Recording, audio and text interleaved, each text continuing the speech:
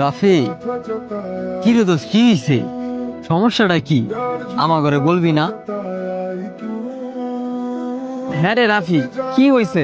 তোর পাশে তো আমরা আছি, আমাদের সাথে একটু শেয়ার কর। তুই নিশ্চিন্তায় তোর মনের কথাগুলো আম করে বল দোস্ত। আমরা কথা দিচ্ছি, আমরা মজা নিব না, আমরা কারো কাছে বলবো না।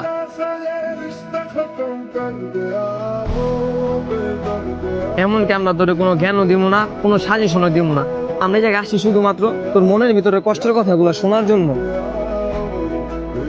চুপ করে থাকিস না রাফি, বল। তুই হঠাৎ করে এমন গম্ভীর হয়ে গেলি কিভাবে? তুই কি রাফি, কি হয়ে গেছস?